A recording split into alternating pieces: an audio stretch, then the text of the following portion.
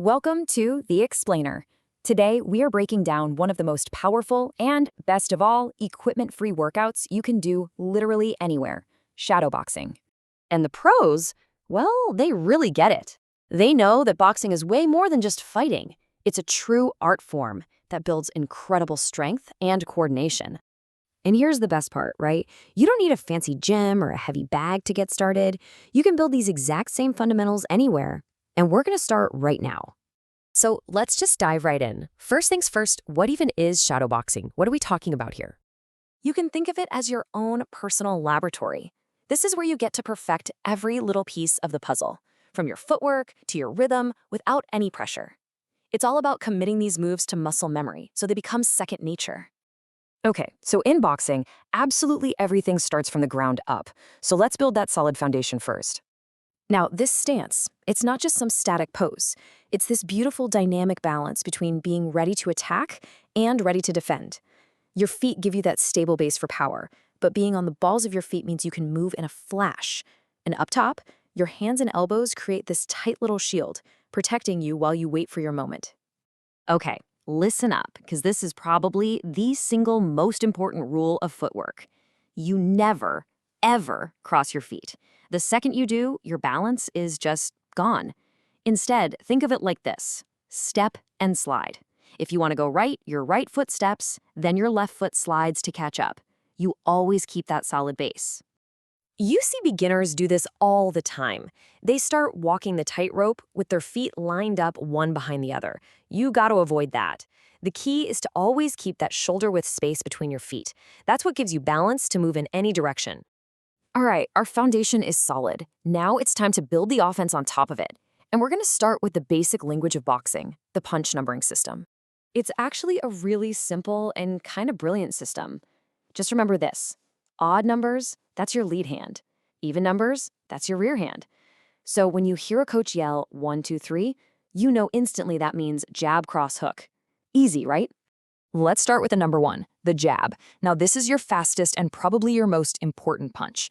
It's not about knockouts, it's about controlling distance and setting up your bigger shots. And the key is that little twist at the very end, like you're pouring a cup of water. You snap it out and you snap it right back. Now, the cross, your number 2, that's your power punch. And where does all that power come from? It comes right from the floor. You start by pivoting on that back foot. Think of it like you're squashing a bug, and all that energy shoots up through your body and out your fist. And then you got the hook, which is a total game changer because it comes from a completely different angle. For this one, you pivot on your lead foot and use your core to whip your arm around, keeping that elbow bent at 90 degrees. That's crucial for getting all that power into the target. And with every single one of those punches, you have to breathe. You know that sharp tss sound you hear boxers make? Well, that is not just for show. When you exhale like that, it tightens your core, and your core is your power platform. Plus, it stops you from gassing out after just 1 or 2 combos. Okay, we've got the offense down. But, boxing is a two-way conversation. You gotta be able to listen too, and that means defense. It's actually pretty simple when you break it down. If a straight punch, like a jab or a cross, is coming at you, you slip. That's just a tiny little movement to get your head off the center line. If a looping punch, like a hook, is coming, you roll. You bend at the knees and make a U shape to go right under it. Both moves keep you safe and in position to fire back. All right, it's time to put all of these pieces together. We're going to build one smooth 30-second fundamental drill that you can practice anywhere, anytime. See how we're building this up, layer by layer? We're not just throwing everything at you at once. We start with just movement to get the feet right, then we add the punches, one at a time, and finally we mix in the defense. It all comes together to form a complete loop that you can practice over and over.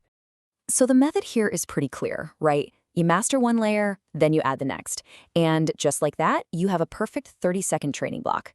You can string a couple of those together with a little rest in between, and boom, you've got yourself a full round or even an entire workout. Okay, we've covered all the physical stuff, but the final piece of the puzzle, the real secret sauce, it's all happening in your head. So a lot of people ask, aren't you just, fighting the air?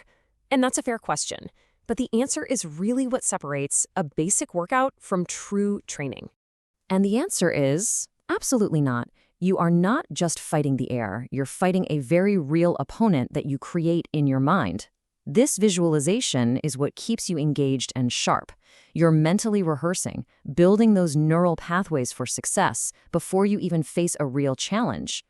So what you're really doing is building so much more than a good workout. You're building resilience. The focus, the discipline, the ability to react calmly under pressure, those are skills that are going to help you everywhere in life.